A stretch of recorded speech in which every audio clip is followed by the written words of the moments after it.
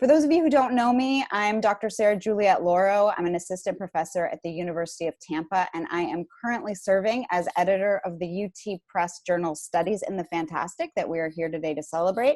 So I know that many of you may not have yet gotten your print issue, but to contributors, it is on the way to you. We've already sort of established that we cannot get the chat to work. So if you have a burning question during our session, I would suggest that you send that in the form of an email to fantastic@ut.edu, which is also the same email. Oh, now here's some more people getting in. It's also the same email where you most likely sent your RSVP. And on the off chance we have time to get to those questions at the end of the session today, we can do that.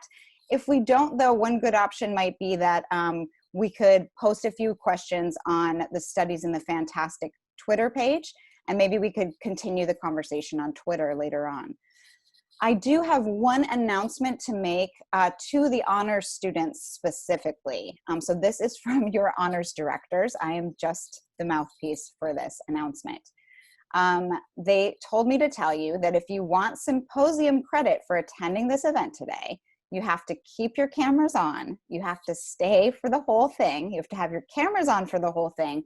And at the end, you're going to be provided with a registration link that you will click in order to receive credit for today's symposium.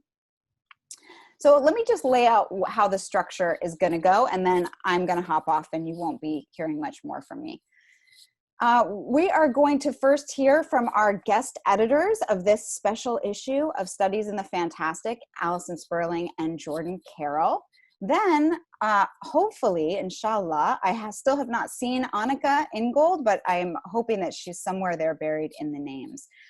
We're going to have a response from Aneka, whose art is, this beautiful art is featured on the cover, and her artwork is also discussed in Jordan and Ali's introduction. Then we're going to turn to hear from a few of the contributors about maybe a little bit about their pieces that they included in this issue. So I'm going to start by just reading a few bios, in detailed bios for our guest editors and Aneka Ingold, the artist, and then just very brief affiliation and titles for our other contributors who were kind enough to make time to join us today. So Alison Sperling's bio involves a lot of German words that I'm going to skip over instead of making an attempt and embarrassing myself. But Alison Sperling is an international postdoctoral initiative fellow at the Technische Universität Berlin in the, lots of German words, Center for Interdisciplinary Women's and Gender Studies, and an affiliated fellow at the Institute for Cultural Inquiry in Berlin.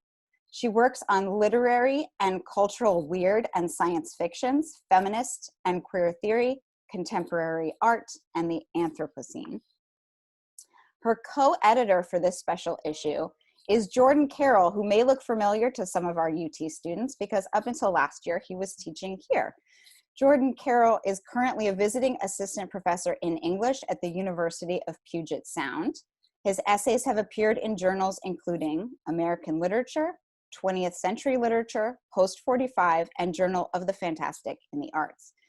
His book is currently under contract with Stanford University Press, and it's called Reading the Obscene. That book explores the class character of censorship in US literature, and he's currently already working on a second project that analyzes the alt-right, geek culture, and the racial politics of time. Let me just pause a moment there to admit a few people who've come late. Aneka's artwork, who we'll be turning to hopefully after the introduction by Jordan and Ali. Aneka Ingold's artwork consists of ambiguous narratives combining flat color and pattern with realism. She specializes in mixed media techniques, combining drawing and painting processes. As an undergraduate student at Grand Valley State University, Aneka was the recipient of the Alexander Calder Honors Scholarship and the Advanced Visual Arts Scholarship. She received her MFA at Kendall College of Art and Design, where she was awarded the Kendall Scholarship of Merit Award in 2013. Ingold was recently named the first winner of the Bennet Prize. She also teaches here sometimes at the University of Tampa. Then after we hear a little bit in detail from those three readers, we are going to hear some shorter remarks from 4 of our contributors. First, Adriana Knaff, Assistant Professor of Art and Design at Northeastern University, whose contribution to this issue is called Xenological Temporalities in the Search for Extraterrestrial Intelligence, Lovecraft, and Transgender Experiences. Next, Stephanie K. Dunning, an Associate Professor of English at Miami University of Ohio, whose contribution is called What is the Future? Weirdness and Black Time in Sorry to Bother You. Next, we'll have Timothy S. Murphy, Houston Tro Wentz Professor and Regents Professor of English at Oklahoma State University, whose contribution is called It Might Have Been a Million Years Later, Abysmal Time in William Hope Hodgson's Weird Fiction. And finally, Tyler Bradway, Associate Professor of English at SUNY Cortland, whose contribution is Slow Burn, Dreadful Kinship, and the Weirdness of Heteronormativity in It Follows. So without further ado, I'm going to turn it over to Allie. Thanks. I'm going to turn it over to Jordan because he's going to start, and then it'll come back to me. Okay. Thanks. Hi, everybody. Thank you all for coming out. I know everybody's exhausted right now in these weird times of ours. And I'd also like to thank our contributors as well. I feel really honored to have worked on this with you all. So I've been asked to talk a little bit about what is the weird in a kind of thumbnail sketch for people who aren't already familiar with the weird as a genre and as a cultural phenomenon. And then I'm going to get into my own interest in this project. And finally, I'll read a little bit from the beginning of the introduction where we're analyzing Aneka Ingold's work. So just to give you maybe a sense of the range of the contributions, let me pull up our, does everybody see the table of contents? Just to show you that the wide-ranging material that we were lucky to have in this issue. So we'll be talking about the weird today, and the weird is, and this is a broad brush description, is a literary and cultural tradition that first crystallized around a circle of authors led by H.P. Lovecraft, who published fiction in the pulp magazine Weird Tales in the 1920s and 1930s. The weird stands at the intersections of horror, science fiction, and fantasy, and its signal characteristic is a sense of cosmic horror and overwhelming dread. Older weird narratives tend to deal with an artificial mythology known as the Cthulhu mythos, a shared world filled with monster gods, while weird narratives in the new weird tend to explore themes touched upon by Lovecraft without necessarily contributing to his world-building project. In this issue, though, we're going to call for a more expanded idea for the weird, including a number of ideas that evoke the feeling of weird without explicitly referencing Lovecraft and other canonical weird authors. So I came to this project from my own interest in Lovecraft. So a few years ago, I gave a talk at ICFA on how Lovecraft's deeply ingrained racism informed his ideas about time. Following Oswald Spengler and Friedrich Nietzsche, Lovecraft believed that each civilization possessed its own characteristic temporality, a temporality that was rooted in blood and culture. And when someone attempted to fall in line with the temporality of another civilization, it only resulted in dissonance and disquiet. In keeping with this idea, Lovecraft's fiction is animated by the racialized anxiety that white protagonists might become infected by what he calls the quote-unquote alien rhythms of non-white characters. In spite of themselves, white bodies might dare to start speaking and moving at the same tempo and cadence as foreign bodies, as we see in The Whisperer in the Dark and Shadow Out of Time. Even scarier, entire white populations might synchronize with non-white ones, as we see in Call of Cthulhu. These fears were bound up in contemporary white worries about cultural as well as racial contamination, such as when white audiences started dancing to black-coded popular music such as ragtime. And so this line of thought led me to the idea that you might be able to generalize to say that all weirdness involves the experience of finding oneself following strange and unfamiliar temporal patterns. We might think of weirdness perhaps as the experience of being overtaken by somebody else's temporality to the point where we lose our own sense of time. And so perhaps moving beyond Lovecraft's reactionary prejudices, we might think of this self-shattering sensation as experienced not as dreadful or horrible, but perhaps as pleasurable and even ecstatic. So when I heard about the possibility of producing an issue on weird temporalities with studies in the Fantastic, I contacted Alison Sperling, who has done some amazing work on weirdness, modernism, time, and the Anthropocene. Working together, we really wanted to expand weird studies to include a greater variety of voices, approaches, and texts. So we started the issue with a reading of a wonderful piece by Aneka Ingold that we really thought captured the weird, even though it might seem far afield from Yog-Sothoth and Azathoth. So let me try to share this image. Is this working where you're just seeing the picture? Is this fine? Everybody good? Okay. Okay, do you all see the picture, Aneka Ingold's picture? Okay. All right, so we started this as a way of getting at the weird that isn't just the usual pulp horror. So Aneka Ingold's mixed media work, Postpartum, depicts a nude breastfeeding woman sitting against a backdrop of floral yellow wallpaper. She stares expressionlessly outward. Although she seems isolated, she is hooked up to a larger network. Her arm disappears through the window and into the outside world, while wires indistinguishable from red yarn tie everything in the room together. One conduit from an antique radio device dips into a pool of water where her feet are submerged, suggesting electroshock therapy. The woman is flanked by a pair of trilobites, another mother and child perhaps, scuttling towards her back. She appears unaware of the bird perched on her head, and she ignores the snake wrapped around her neck. This is all the more surprising because the serpent marks a sharp distinction between her head and the rest of her body. Everything below the snake has turned strangulation blue, as if she has become lifeless or numb. The room is otherwise colorful and busy with interdependent, though asynchronous forms of life, but she remains detached and fixed in dark reverie. The work exemplifies certain temporal blockages we might associate with postpartum depression. Trapped on a baby's schedule, mothers often measure out their time in nursing sessions and naps, finding their world suddenly contracted to fit the intervals of care. Under these conditions, a mother might lose any sense of having a temporality of her own. And authors like Sarah Manguso have kind of explored this idea that the mother synchronizes with the child and becomes, in some sense, the child's sense of time. So postpartum expresses this predicament through the figure's fixity and listlessness, which stands out in sharp relief from the infant's animated and eager suckling. Although the room is filled with movement, the sinuous tendrils of fiber and cable, the rippling water, the activity of the other creatures, her body remains stiff and inert.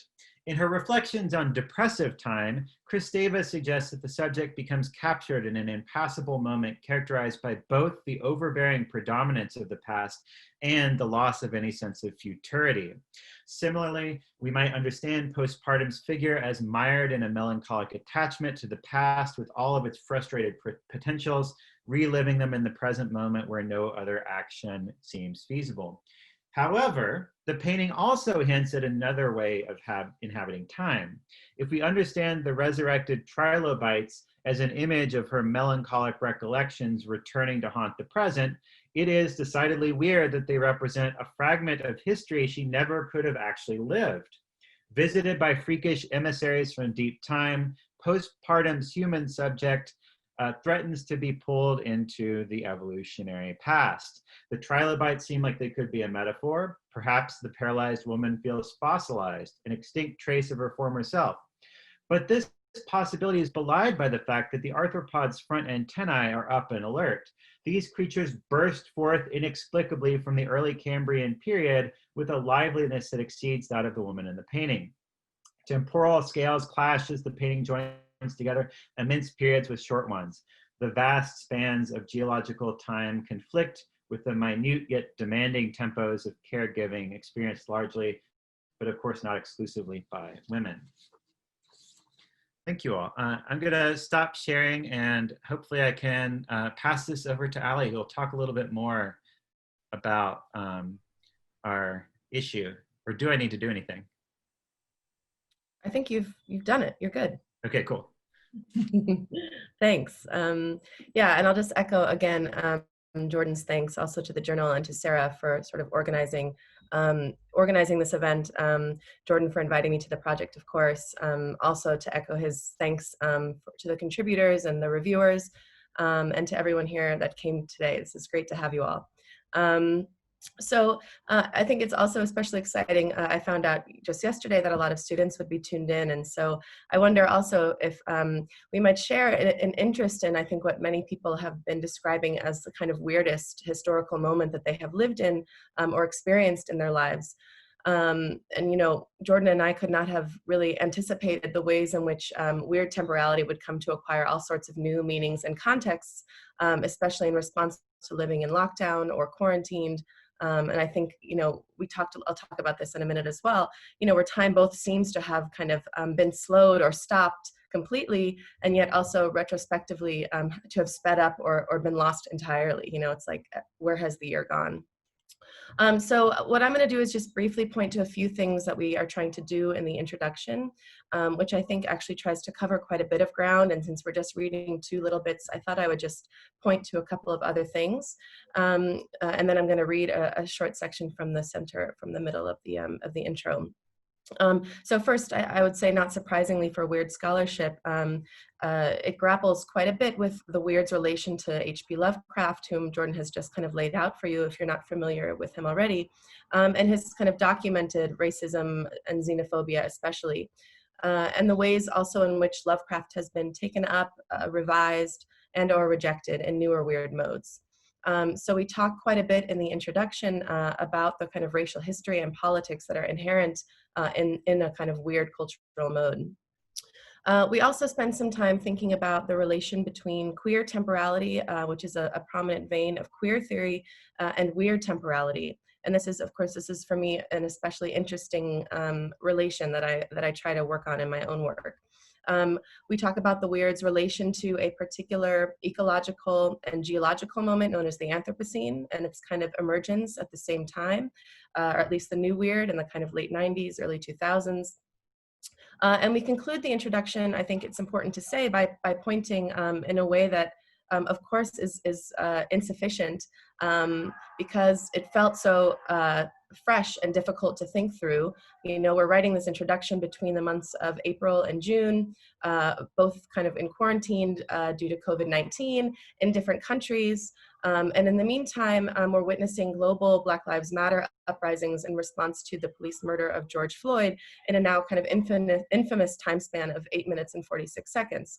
And so, you know, we try in the conclusion of the introduction to point to some of the ways in which various complicated temporalities are operative in what is undoubtedly a very weird moment, and ask if theorizing weirdness in time might give us some way to try and make sense of a kind of unprecedented and in many ways quite terrifying global moment. So I'm going to read for anyone that has the issue already. I'm going to read from pages 8 to 9. It is precisely this contrast between incommensurate forms of time reckoning that produces a key insight of the weird.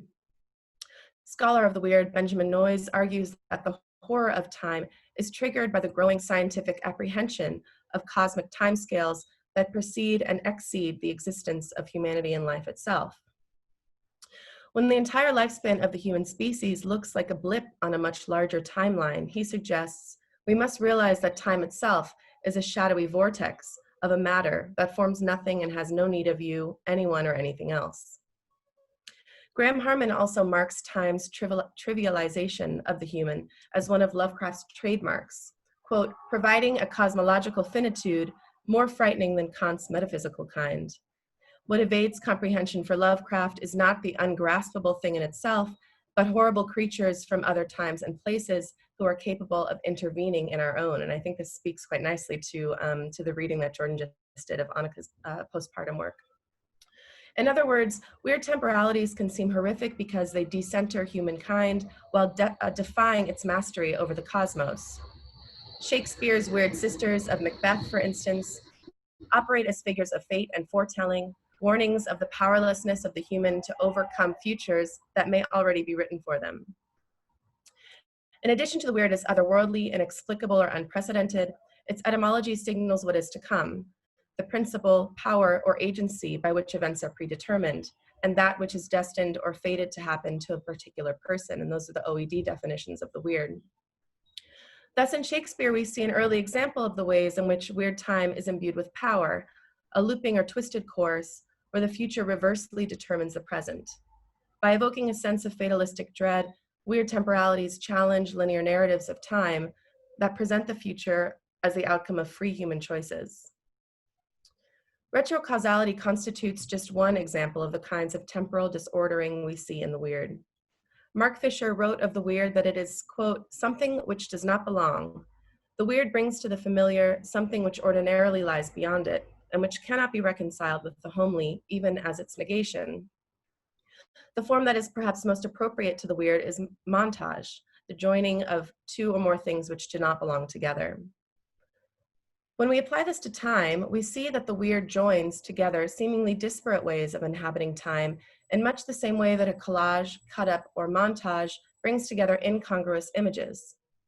Weird temporalities occur when a strange temporality trespasses upon a seemingly normal timescape, or when a dominant temporality recedes enough to allow for other temporal patterns or timelines to structure experience. These moments of temporal disjunction sometimes seem disruptive, uncanny, or unsettling. Just as Harman argues that weirdness illuminates the basic structures of the world that we usually take for granted, weird temporalities reveal and render strange the properties of normative time. The weird disobeys expectations of temporal qualities such as sequence, span, speed, synchronization, rhythm, orientation, causality, coherence, or intensity.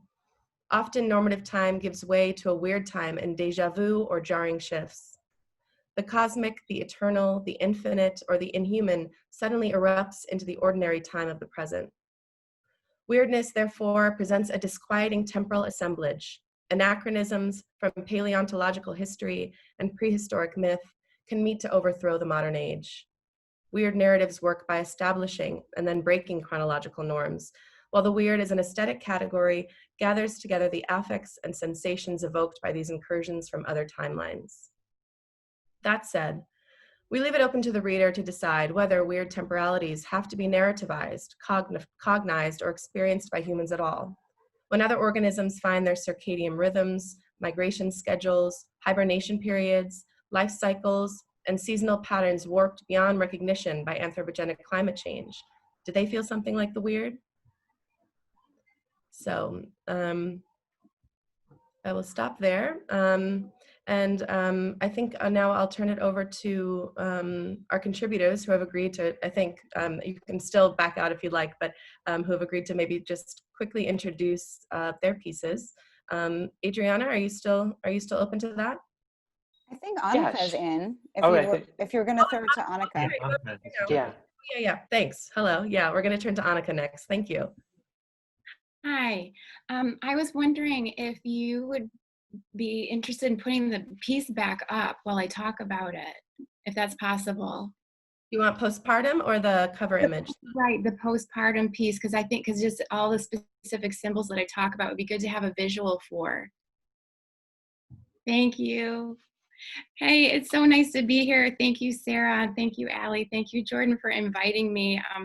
I'm really honored to be a part of this issue. The writing that was done by Jordan and Allie was really phenomenal. I thought it just captured the meaning of the piece really well. It was really on point. So I'll talk a little bit about my intentions with this piece, postpartum, and as well as kind of respond to some of the written exploration that was done in the issue. So this piece, postpartum, is about my personal experience with postpartum depression after my daughter was born. It's about the challenges of motherhood. It's a really honest and unapologetic look at how complicated it can be when a woman's role changes in her life to that of a mother. There are these conflicting desires to be the autonomous self and yet also be connected in this sort of symbiotic relationship with the child. It's really a time of limbo. And as stated so well in the writing, referring to Kristova's work, there's an attachment to the past with all of its frustrated potentials, reliving them in a present moment where no other action seems feasible. However, this piece is also about the strength of the mother. It's about the powerful love that a mother feels, devotion to her child during that postpartum period, and the ability to overcome the obstacles that that postpartum period presents and to persevere. It's also about being able to reconcile with the inability to control her own weird temporality. So while I have had some really specific intentions with this piece, postpartum, I also want to just acknowledge that this is open for interpretation, right? The pieces that I make are not static. They don't have one literal meaning. So I wanted to just address the symbols a little bit. The symbols hold power because of their ability to change or transform with time and interpretation or further exploration. My art pieces continue to evolve and I learn from them. I can go several months, 6 months, a year without looking at a piece, and I can return to it and find new meaning or things that are revealed to me that I didn't realize were there before. When I was in graduate school, I studied Carl Jung's thoughts and theories on symbolism. He said a symbol stands in for something that is unknown. It's something that cannot be explained with words. So the symbols are not meant to have one static meaning. As I said, they are transient, they are timeless, and that's how I feel about all of these inner workings of my artwork. So like I said, I ask you to view the work with a curious mind, even if I give you some more specific definitions for my intentions. So I wanted to start with the blue skin, that really is symbolic of the death of the autonomous self when a child is born. But it also suggests that the child is sort of sucking the life out of the mother's body. You know, the mother is nourishing the child, sustaining life with her own life. And then she has the snake around her neck that creates that division of color in the woman's skin between the head and the body. It's sort of a separation of mind and body that the mother can feel when nursing or giving her body fully to her child. So cognitively, the mother can be elsewhere, and the body becomes this sort of machine to serve or nourish or provide. So in this way, the snake can seem like a symbol that is threatening of the life. But the snake also historically and culturally can symbolize fertility and rebirth. Right? Snakes shed their skin, and that can be a symbol of transformation, of healing, a new version of the self. And then, you know, the woman is reaching her arm out of the window, and that becomes sort of a symbol of freedom, a longing or a desire to be an individual, not solely defined by her role as a mother. She's reaching out of domesticity. And as the writing suggests, she's reaching beyond static time that exists, right? She might be reaching back into the past or even into the future. Then next to her on the bench is the radio. That's an old, unsophisticated device, which kind of represents this outmoded form of communication or a struggle to speak, a struggle to be heard. She's using a device from the past to speak in the present, right? And wires from this radio, they turn into these balls of yarn that are gathering in piles on the floor around her feet. And each ball represents another woman's story that is being collected. But the yarn also represents the burden of domestic chores in the home, because knitting was historically a woman's occupation. And then I wanted to address something that the writing states. One conduit from an antique radio device dips into a pool of water where her feet are submerged, suggesting electroshock therapy.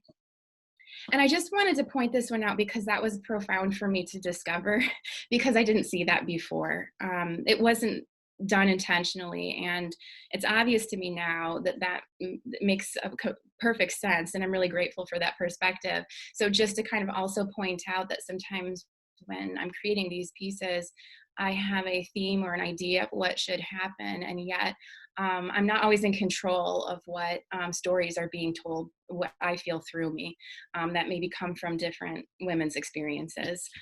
And so the pool, to me, where her feet are sitting, was sort of more to represent this sort of a religious cleansing of the feet, or a baptismal pool, a sort of a purifying in the experience of birth or rebirth.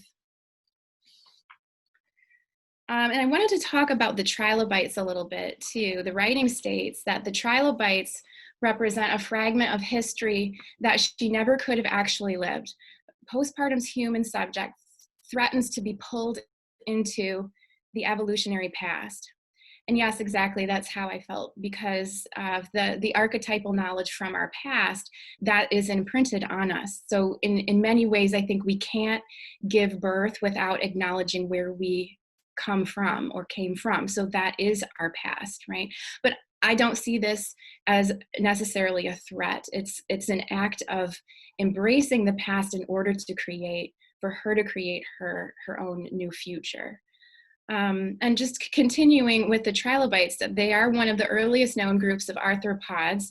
They existed 500 million years ago. One of the longest lasting successful of the early animals that eventually became extinct. But these fossils have been found on every single continent on the planet. And so for me, the ubiquity of them symbolizes self-preservation. And also it's an acknowledgement of that historical significance of procreation. So in closing about this piece, postpartum, I wanted to address the quote, nursing an infant creates so much lost time, it's empty time. And I just felt that made so much sense to me. I totally agree that I definitely felt this way when I was nursing my own babies. And it goes beyond the nursing. To continue that quote, it's finding their world suddenly contracted to fit the intervals of care. And so to me, the mother is just consumed with giving, right? It's the caregiving, the constant giving. It's giving of the body, it's giving of sleep, it's giving of space, it's giving of time, and the sort of longing for that temporal blockage to be lifted, but also feeling somehow safe in that place of limbo. It's not being able to imagine being anywhere else, sort of embracing that powerful connectedness to the child in this short moment of postpartum that really might seem like it takes forever when you're going through it, but it's really short amount of time, that postpartum period. So she is sort of like stoically letting go of any expectations that time with the child should or could be really anything other than it is. So I wanted to also, just after talking about postpartum for a few minutes here, I wanted to talk about my process in the studio a little bit because I think I have an interesting relationship with time when I am in my studio. It's a strange experience because I rely so heavily on my intuitions. I start by looking at a collection of images from books, magazines, photos. I might take my own photos. Sometimes I have models. But I'm searching mostly when I'm collecting images or creating images. I'm searching for both contemporary and historical references always to get inspiration from. And when I start combining these pictures in different ways, a narrative starts to form. But as I'm composing the figures and objects, it's very instinctual. I sort of just let them speak to each other. And so I don't plan the whole piece before I make it, even if I have a sort of an idea of a theme. I just sort of plan as I go. I make sure that that female figure, that central figure, the protagonist, is doing what I want her to be doing. And then I don't overthink the rest of it. Things just kind of fall into place. If I try to control that process too much, then it loses meaning. It's not exciting for me anymore. I'm not learning anything from it. I kind of have to not know what's going to happen next in order for me to be engaged. So that power is in the process of making. The drawing is really alive and speaking to me while I'm making it, and sort of disclosing sort of the inner workings of my psyche. And understand the psyche through our various life experiences, sort of an exploration of our visual history, but that also includes that archetypal knowledge from the past. So Carl Jung would call that the collective unconscious. So I feel like in many ways I'm in touch with the collective unconscious when I am making art. This that I have a strange relationship with time when I create, as I'm in tune with many different, what feels like different time periods or political, social, or cultural references that I'm using. And I try to string them all together, but it creates this sort of non-linear narrative, and it resists the temporal congruity. So it feels sort of like the past, the present, and maybe even the future can coexist while I'm working. And if you want, I have some notes here on the permanent anticipation too, which is the piece on the cover. If I have time, I don't know if you can, I don't know if you're able to put it up there, but it looks like Sarah's got it. But I can address a few things in that piece too, since that one's on the cover. Might be nice to just touch on a few of the symbols there as well.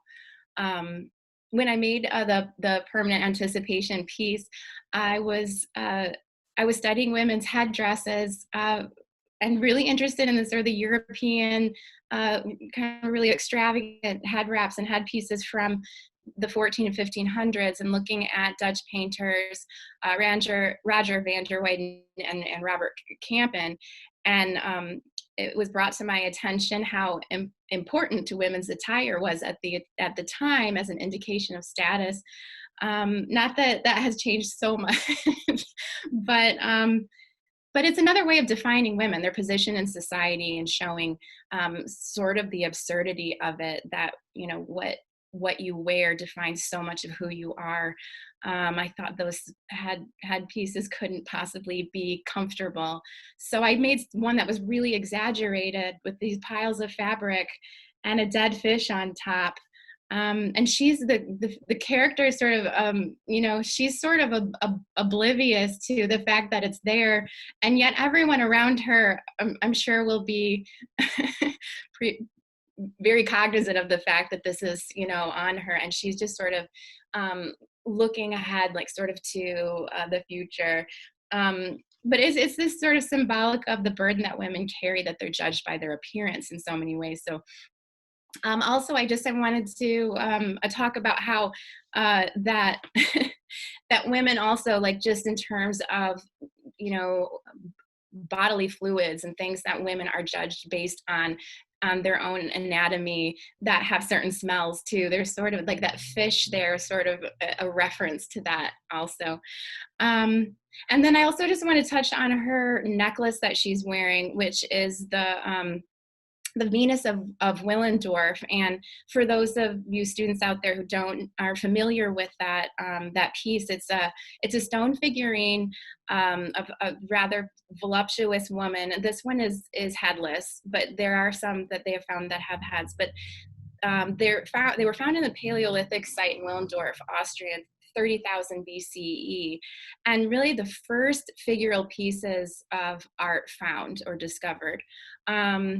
So parts of this woman's body in this little figurine have been extremely overemphasized, and these are the parts of the body that have to do with fertility and childbearing. researchers believe that these little figures were used as a fertility ritual, or with, in a process of fertility rituals. But again, I'm just suggesting that I'm reaching into the past a little bit, sort of like I did with the trilobites and postpartum, and showing also that women, are valued only for the service that they provide based on their ability to procreate. And so the main character in my art piece here is sort of in anticipation of procreation, right? She's really young, but she kind of knows it's sort of like the stage of the mother maid crone, sort of idea. But the title, Permanent Anticipation, alludes to awaiting forever, right? The idea that change in the way we perceive women based on their appearance or their body's ability to bear children, that change maybe will never occur. So that was sort of the idea behind this one. So that's all I have for you. Thank you so much for having me and letting me share some of my ideas about my work. And I just am just so happy that I got to have the experience of having some other people write about my work too and learn from it. So I'm happy to answer any questions if that's how you wanted to open up the time. I think we're gonna hear from a few of the contributors now, and then we actually, given the time constraints of people having to get to the next class, I think we might do questions on Twitter. So I'll reach out to you about that. That sounds great. Thank you so much. Thank you.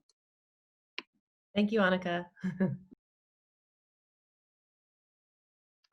All right, so I guess I'll talk a little bit about my contribution. So my piece is about sort of a constellation of different ways of understanding temporality, but rooted in feelings of alienness. And so it really goes back very far for me, going back to being a child and sort of feeling very out of time in a certain sense, and not only out of time, but out of space, not in the right space. And so I had these experiences as a child, sort of before I knew that I was transgender, but sort of budding ideas of feeling that I'm transgender. I had these ideas of trying to reach out to the extraterrestrials above to communicate with them. So I would go into my backyard, I would have a flashlight at night, I would be pointing it to the stars, turning it on and off and on and off to sort of try and signal to the aliens to come and take me away, since I did not feel sort of a relationship very much to others around me. And so this sort of got me thinking a lot from a very young age about potential communication with potential extraterrestrials. And so my piece in the issue, which thanks to Sarah and Allie and Jordan for all of, for inviting me and, doing all the editing and everything like that. My piece begins with letters to extraterrestrials and thinking about how we would relate over very, very long time scales and distances. So, if we were to potentially communicate with an extraterrestrial entity somewhere else in the universe, 100 light years away, it would be a 200-year round trip time. And so how would we think about that temporally? So this letter sort of explores that, but also very, very, very short time scales that are involved in the actual search for extraterrestrial intelligence by different sorts of scientists around the world. And so, I was linking this obviously to Lovecraft and sort of through some of the ways that Jordan was talking about it, sort of critiquing, his racism and xenophobia, but doing a reading of this through The Shadow Out of Time, and rather than reading it through the way that Lovecraft would present it as, oh, we should be afraid of being in these other alien bodies or across time, actually enjoying that sort of temporal dissonance. And I intersperse my reading of, or quotes from that piece with some sort of more memoristic understandings of my transition, specifically through hormone replacement therapy, and the ways in which hormone replacement therapy as a transgender woman means that I'm basically in a second puberty in my, 5th decade of my life. So basically, it's sort of about these experiences of literally feeling like I'm a 16-year-old girl in a 40-year-old person's body, right? 40-year-old woman's body. And, you know, how does one make sense of this weird relationship, and sort of living within that tension and exploring that tension. And so, you know, I'm doing this because I'm very much involved in pushing these tensions and actually making ourselves into something more xeno, more other. And so that relates to sort of the initial word in the title, xenological. I've been developing this sort of mode of thought, I guess you could call it, practice as well, because I'm an artist, called xenology, sort of the study, analysis, and development of the xeno. And so I'm really interested through sort of different explorations of time and sort of art-science relationships to create new ways of pushing this xeno into new domains. So I will stop there in order to give enough time to the other contributors. So thank you. Thank you, Adriana. Stephanie, are you with us? Yeah, I'm here. Okay, cool. Do you want to share your piece? Sure. Hi, everyone. Thanks, Allison and Jordan, for editing this, and Sarah for putting this massive Zoom meeting together. I won't talk too long because I know that we're 12 minutes from, aren't we supposed to end at 4:30? Am I right about that? Somewhere around there. Okay. So I won't talk too long, but so my piece is about the Boots Riley film, Sorry to Bother You. And, you know, I've been working on speculative fiction for a long time. And I think, you know, in contemporary African-American speculative fiction, there's been kind of a turn towards the weird. And we can see that in like Victor LaValle, we can see that in a lot of Jordan Peele's work, and definitely you can see it in Boots Riley's Sorry to Bother You. And so I really wanted to kind of think about, you know, what are the constituent elements that make a text like Sorry to Bother You feel so weird? And so, so this edition of Studies of the Fantastic was a great place for me to sort of play with a lot of ideas that I had about that text for a while. And one of the conclusions I reached in my analysis of it is that one of the things that makes it feel really weird is about temporality. It's not just sort of the narrative turns of the movie. It's also about how it deals with time. And then, you know, in a broader sense, I realized this is something that's going on in Black weird fiction, period. And if any of you are fans of Black speculative fiction, then you're probably watching Lovecraft Country, which is an HBO show, which is very explicitly alluding to Lovecraft and also alluding to like histories of racism, and does a lot with temporality. Like if you just watch the last episode, the whole thing is about temporality. And so I sort of end up articulating this idea about something called Black time, because I do think that, you know, I do think that there's some usefulness to the ways in which Lovecraft theorized certain kinds of temporal arrangements. And I think that this notion of Black time is one that we can see being evoked in these texts. And there's a relationship between embodiment and temporality. And so that relationship between embodiment and temporality means that we get these sort of, you know, we get almost a kind of like a quantum matrix. Oh, I was like, what's going on? Did you not see the other? We get these quantum sort of matrix of different iterations of temporality. And I wanted to think about a certain kind of racialized iteration of temporality. And thus I call it Black time. So one of the aspects, or one of the characteristics of this Black time is that there is no future in Black time. So there's the present and there's the past. And in fact, actually, you know, there are lots of different temporal theorizations that sort of play with this notion that the future doesn't exist, and also some that play with the idea that the past doesn't exist.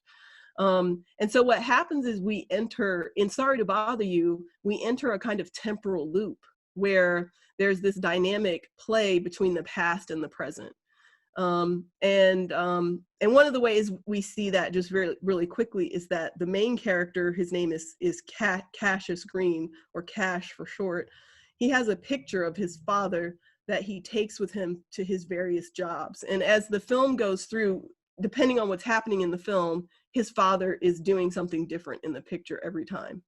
So pictures are by definition artifacts of a sort of past, of the past.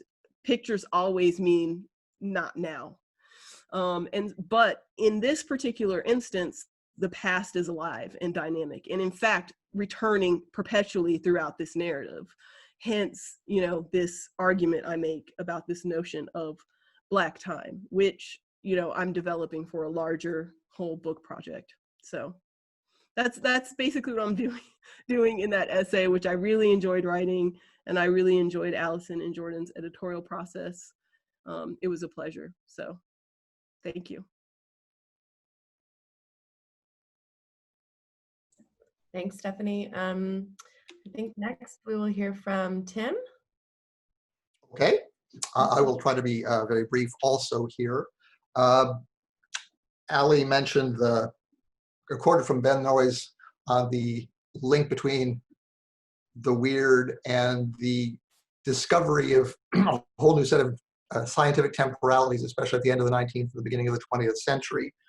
And it's really that area that interests me the most at the moment.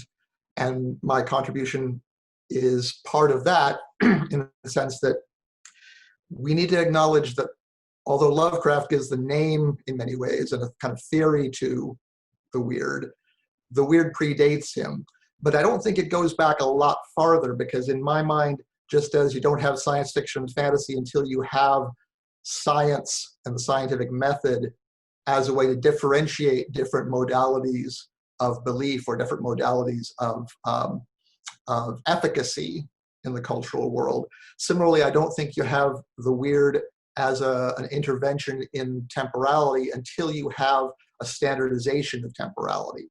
And that takes place, I mean, you know, Greenwich Mean Time is invented in 1675, but really almost nobody cares in 1675, right? It's only the railroads in Britain and the US that gradually over the course of the 19th century imposed temporal uniformity on modern cultures, and much of the rest of the world, even though it gradually follows, comes much later to that process. I mean, in the UK, it's not until 1880 that that time becomes standardized, the time zones we know of today, for example, and not until 1918 in the United States. And in fact, 1880 to 1919 is not a bad matrix period historically for the rise of the weird in figures like Arthur Machen, I read about William Hope Hodgson, who was a sailor who gave up the life of the sea and became, first of all, a bodybuilder, and then a writer of weird fictions. And it's hard for anyone to figure out how he got from those, how he made those particular leaps. But he's clearly responding to the debates over cosmological time that are emerging at the end of the 19th century to problematize the general cultural consensus of what time is in Europe and North America. To say, you know, certainly different models are operating in other places in the world. There's an unevenness of temporality, even in terms of conceiving history, right? So you've got the thermodynamicists like Lord Kelvin, who think that the sun can't be more than 100 million years old. You've got the evolutionists like Lyell and Darwin, who insist it would take hundreds and hundreds of millions of years for any of these things to happen. H.G. Wells also is sort of invested in this debate too, but in a radically rationalist kind of way, about the notion of a new scientific conception of time as a form of mastery of an even greater historical span. Whereas what it seems to me emerges through the weird, both pre-Lovecraft and post-Lovecraft, is a sense that time is not to be mastered. There's no single time that can be mastered. And certainly once the plurality of times, the interference between kinds of temporality begin to be inevitably felt in the course of sort of early modernism, or the early 20th century, say. This is why I think the weird emerges specifically in those years, right? It's part of the reaction against scientific positivism at the end of the 19th century, the idea that our scientific cognition will allow us to understand everything, to build a final theory that explains absolutely everything, and then simply to rest on our laurels as the crown of creation, masters of the cosmos. And a number of scientific stumbling blocks right near 1900 start to make this project seem less and less likely. And one of the things that the weird does is to take this up and narrativize it, and to produce a relationship and a vision and a representation of time that refuses our control at almost any level, right? And it seems to me that that's something that we are acknowledging now from a different direction. That's one of the reasons that the new weird has become so crucial to thought about climate change, about the Anthropocene. I mean, much of what we think of as the Anthropocene really does date from this period too, although it does have precursor events. So that period from, say, 1880 to 1930 that really interests me seems to be the point of, right, the weird and the queer both mean torsion and crossing, right, and crisscrossing, twisting and turning. And it seems to me that that's the time when those threads are very consciously brought together. And we're still living in the wake of that weirdness, that queerness, that torsion of the beginning century. So regardless of how much change that's taken place, we still, I think, need to look back occasionally to see if there aren't some untapped resources, intellectually, aesthetically, and in other ways. That's what I see my task as doing, is simply trying to excavate the prehistory of the present. Thanks to everybody, by the way, again, I didn't mean to forget that part. The whole sick crew, that's a pinch and illusion and not an insult. I really appreciate everything you guys did, and it's great to be in such wonderful company. Thanks so much, Tim. We're approaching the end, but I think we definitely have time for Tyler Bradway to share with us. If people don't mind sticking around an extra five or 10 minutes, that would be great. If you have to leave, then of course do what you have to do. But Tyler, are you able to stay for a few extra minutes? Yes, absolutely. Okay, lovely, great. It's all yours. Well, I also want to thank Sarah, Jordan, Ali for organizing this event and for all their amazing work on the special issue. And I want to thank all of you for joining us virtually. I'm just really grateful we're able to be in conversation together despite the distance and the many catastrophes we've been facing. So I hope you're all staying safe. My contribution grew out of a book that I'm writing on queer kinship narratives. So I'm interested in the narrative forms that writers and filmmakers innovate to figure the changing structures of contemporary kinship.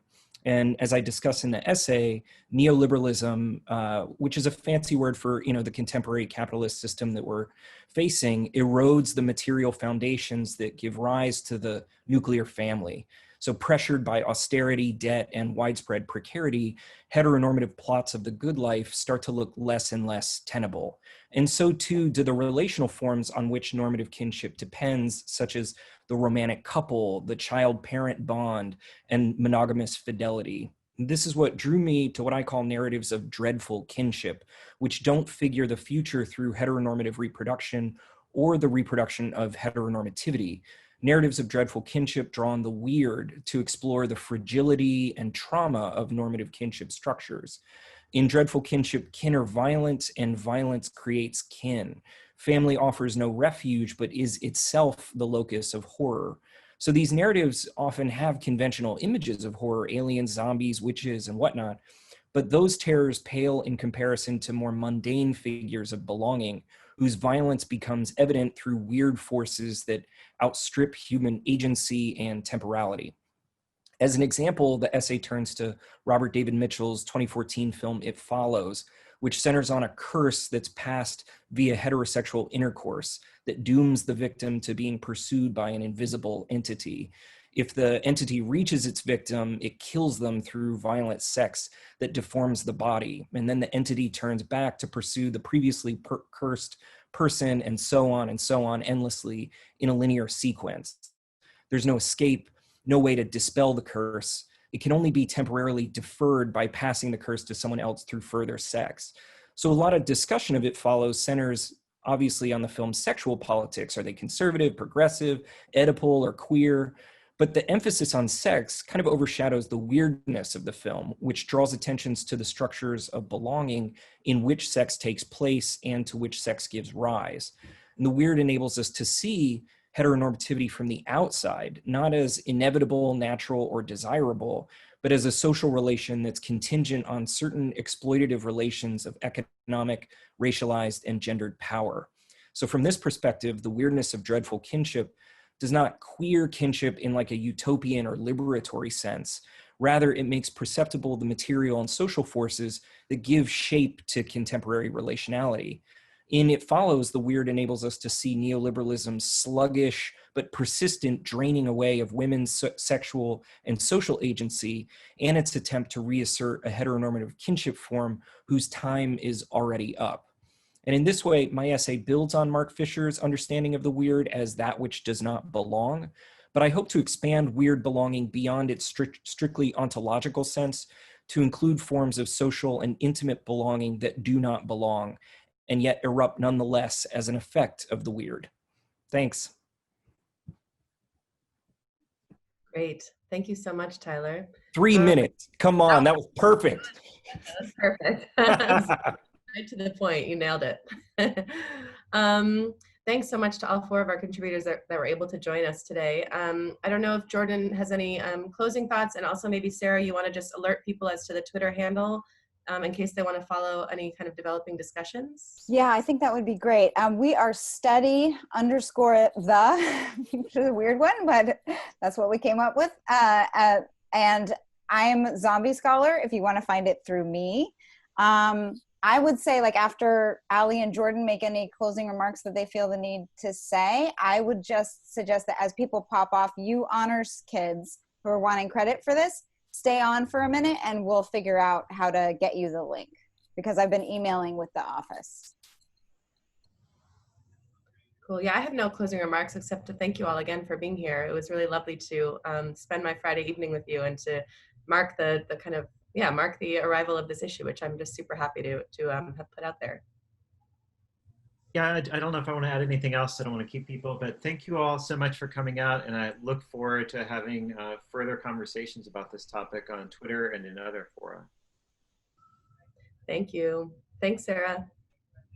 Bye. Bye. Thank you Thanks, for everybody. joining us.